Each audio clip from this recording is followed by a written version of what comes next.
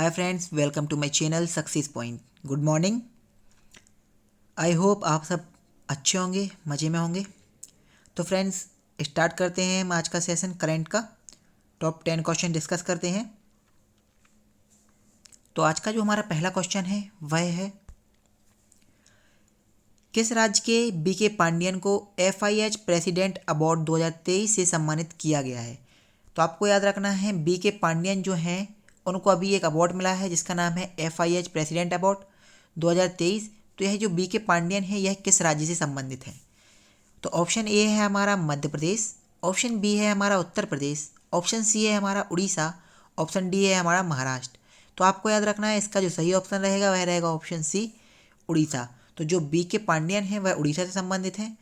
और हम बात करें अन्य ऑप्शंस की, तो मध्य प्रदेश की संदर्भ में अगर हम बात करें तो मध्य प्रदेश का जो गठन है वह 1 नवंबर 1956 को हुआ था, ये याद रखना है आपको।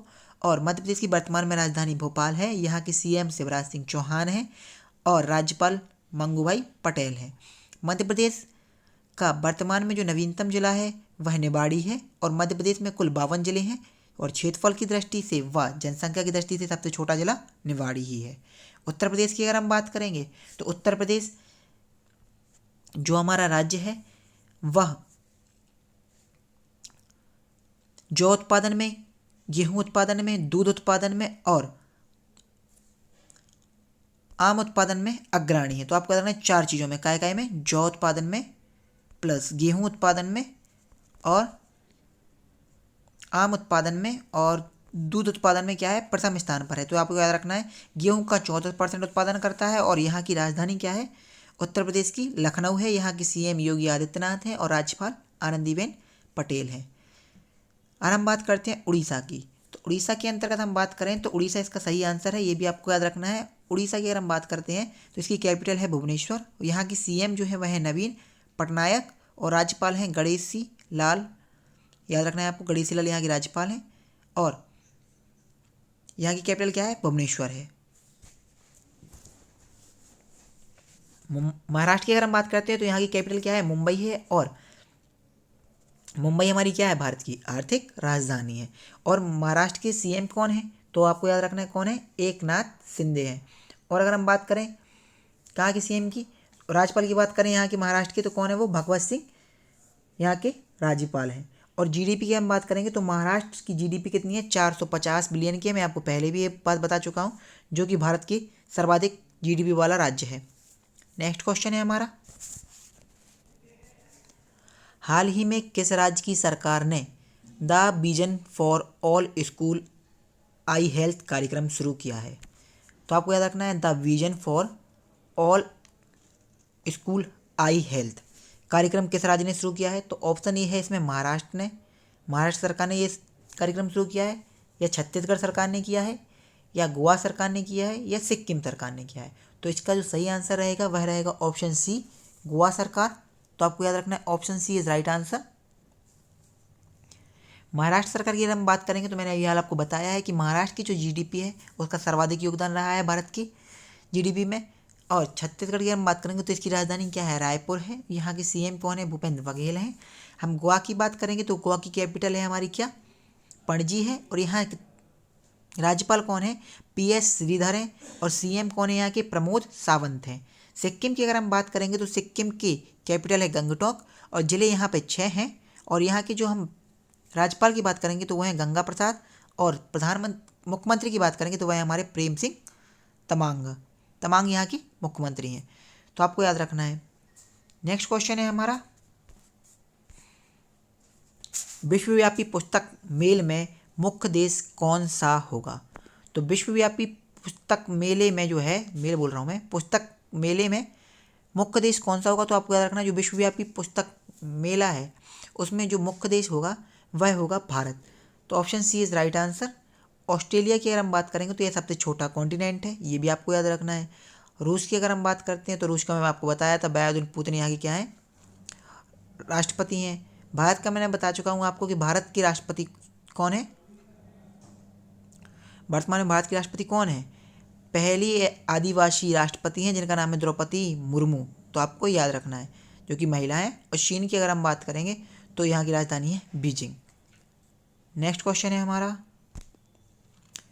केंद्रीय वित्त मंत्री निर्मला सीतारमण जो है ने निजी करदाताओं की छूट की सीमा 5 लाख से बढ़ाकर कितनी कर दी है। तो आपको याद रखना है, जो निर्मला सीतारमण हैं जो कि हमारी वित्त मंत्री हैं, इन्होंने जो है करदाताओं की छूट की सीमा 5 लाख से बढ़ाकर कितनी कर दी है। तो ऑप्शन ए है आपका 8 लाख, ऑप्शन बी है आपका 10 लाख, ऑप्शन सी है आपका 7 लाख, ऑप्शन डी है आपका 20 लाख। तो इसका जो सही आंसर रहेगा वह है ऑप्शन नंबर सी, 7 लाख उन्होंने इसकी सीमा कर दी है 5 लाख से बढ़ा करके। तो option C is right answer. Next question है हमारा, केंद्रीय बजट 2023 में भारतीय रेलवे के लिए कितने लाख करोड़ रुपए की पूंजी परिव्यय प्रदान की गई है। तो आपको याद रखना है कि जो भी बजट प्रस्तुत हुआ है 2023 का, उसमें रेलवे के लिए कितनी पूंजी दी गई है। तो ऑप्शन ए है 20 लाख करोड़, ऑप्शन बी है 80 लाख करोड़, ऑप्शन सी है 40 लाख करोड़, ऑप्शन डी है 30 लाख करोड़। तो इसका भी जो सही आंसर रहेगा वह रहेगा option C, 40 lakh crore. Next question है हमारा आज का, किस वर्ष तक भारत की पहली फाइल ट्रेन हेरिटेज रूट पर जाएगी। तो जो फाइल ट्रेन है वह हेरिटेज रूट पर कब जाएगी, किस वर्ष में जाएगी। तो ऑप्शन ए है आपका दिसंबर 2025, दिसंबर 2026, ऑप्शन सी है दिसंबर 2023, दिसंबर 2027। तो इसका जो सही आंसर रहेगा वह भी आंसर रहेगा ऑप्शन सी, दिसंबर 2023। तो आपको याद रखना है, इसका जो सही आंसर रहेगा वह रहेगा दिसंबर 2023। बताया है इस ट्रेन का हेरिटेज रूट पर चलेगी है 2023 में। नेक्स्ट क्वेश्चन है हमारा, फरवरी 2023 में कलिंग लिटरेरी फेस्टिवल का 9वां संस्करण किस शहर में आयोजित किया जाएगा। तो कौन सा कलिंग लिटरेरी फेस्टिवल का आयोजन 9वां जो है वह किस देश में किया जाएगा, या किस शहर में किया जाएगा, सॉरी किस शहर में किया जाएगा। तो ऑप्शन ए है नई दिल्ली, ऑप्शन बी है आपका भोपाल, ऑप्शन सी है आपका भुवनेश्वर, ऑप्शन डी है आपका कोलकाता। तो जो इसका सही आंसर रहेगा वही ऑप्शन सी राइट आंसर रहेगा। आज पता नहीं क्या हो रहा है ग्राफिक्स में, ऑप्शन सी आंसर निकल रहा है राइट। तो option C is right answer, Bhubaneswar इसका सही आंसर रहेगा। और नई दिल्ली की अगर हम बात करते हैं तो नई दिल्ली हमारा एक केंद्र शासित राज्य है जहाँ के सीएम हमारे कौन है। तो आपको सभी को पता है, आम आदमी के पार्टी के जो सीएम है, अध्यक्ष हैं, वह हमारे कौन है,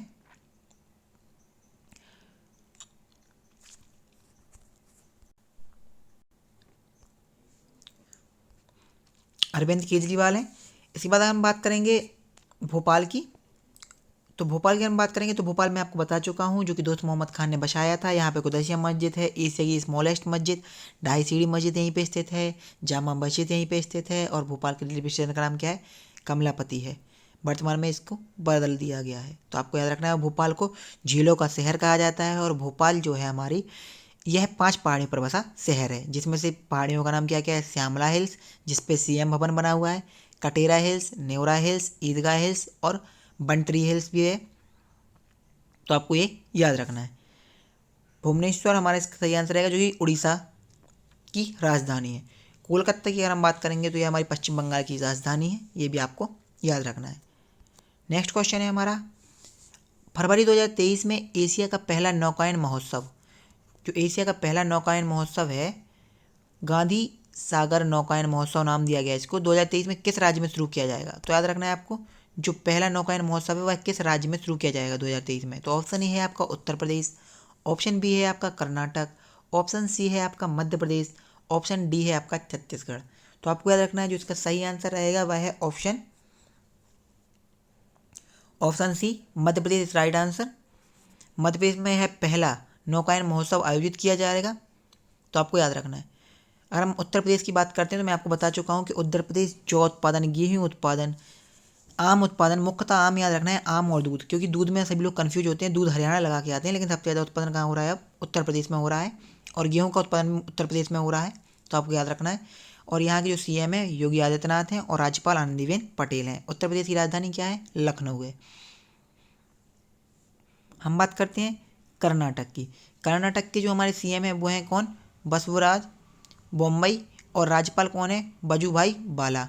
तो आपको याद रखना है, यहाँ की क्या है, सीएम है और राज्यपाल है। और कर्नाटक की राजधानी क्या है, बेंगलुरु। फिर मध्य प्रदेश की हम बात करेंगे तो मध्य प्रदेश के बारे में मैं आपको और फैक्ट बताऊं तो मध्य प्रदेश हीरा उत्पादन में, मैंगनीज उत्पादन में, तांबा उत्पादन में क्या है, अग्रणी है। छत्तीसगढ़ की अगर हम बात करते हैं तो छत्तीसगढ़ की राजधानी क्या है, रायपुर है, याद रखना है आपको। और इसका गठन छत्तीसगढ़ का कब हुआ था, 1 नवंबर 2000 को हुआ था, जिसमें मध्य प्रदेश से अलग होकर के किया गया था। नेक्स्ट क्वेश्चन है हमारा आज का, फरवरी 2023 में जय जय महाराष्ट्र माजा को राज्य गीत, जय जय महाराष्ट्र माजा एक गीत है, इसको राज्य गीत घोषित किया गया है। इसके गीतों की कुल अवधि, मतलब जो ये गाया जाता है, यह इसकी अवधि कितनी है गाने की। तो आपको याद रखना है, इसका जो सही आंसर रहेगा वह है 1 मिनट 41 सेकंड इसकी अवधि है, याद रखना है आपको। Option C is right answer. जो है गीत है जय महाराष्ट्र माजा, तो इसको क्या बनाया गया है, राजगीत घोषित किया गया है, तो आपको याद रखना है महाराष्ट्र का। नेक्स्ट क्वेश्चन है हमारा और लास्ट क्वेश्चन है आज का हमारा कि फरवरी 2023 में किस राज्य सरकार ने नगर गांव का नाम धारणा जगदीशपुर किया है। नगर गांव था, उसका नाम क्या कर दिया गया, धारणा जगदीशपुर किया है। तो ऑप्शन ए है उत्तराखंड, ऑप्शन बी है उत्तर प्रदेश, ऑप्शन सी है मध्य प्रदेश और ऑप्शन डी है झारखंड। तो इसका जो सही आंसर रहेगा वह है ऑप्शन सी मध्य प्रदेश। तो आपको याद रखना है इसका राइट आंसर है ऑप्शन सी मध्य प्रदेश। उत्तराखंड की हम बात करेंगे तो यहाँ की राजधानी देहरादून है और उत्तराखंड में ही क्या स्थित है, हरिद्वार स्थित है ना। और गंगा नदी भी यहाँ से होकर प्रवाहित होती है। उत्तर प्रदेश की हम बात करेंगे तो उत्तर प्रदेश के इटावा में यमुना नदी का संगम होता है ना, गंगा नदी से, सॉरी इटावा में यमुना का बोल रहा हूँ मैं, चंबल नदी का मिलन होता है यमुना नदी से, याद रखना है आपको। मध्य प्रदेश की मैं आपको बता चुका हूँ कि मध्य प्रदेश की जलवायु कैसी है, उष्णकटिबंधीय मानसूनी जलवायु मध्य प्रदेश में है। और मध्य प्रदेश में 5 प्रकार की मृदा पाई जाती है, जलोढ़ मृदा, काली मृदा, मिश्रित मृदा, लाल पीली मृदा और लैटराइट मृदा। तो आपको याद रखना है। झारखंड की अगर मैं बात करता हूँ तो झारखंड की राजधानी है रांची और झारखंड में जैनों का एक पवित्र तीर्थ स्थल है जिस पर भी विवाद चल रहा है, श्री सम्मेशेखर जी, जो कि जैनों का एक पवित्र स्थल है। तो आपको याद रखना है। तो गाइस हमारे करंट के क्वेश्चंस यही होते हैं ख़त्म।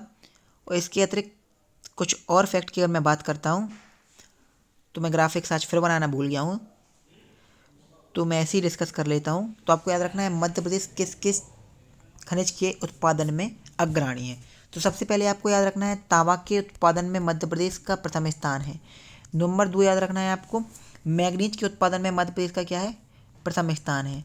मैंगनीज की बात अगर हम बात करें, मैंगनीज का 33% उत्पादन करता है मध्य प्रदेश, तांबा करता है 64.37%, हीरे का 100% उत्पादन सिर्फ मध्य प्रदेश ही करता है।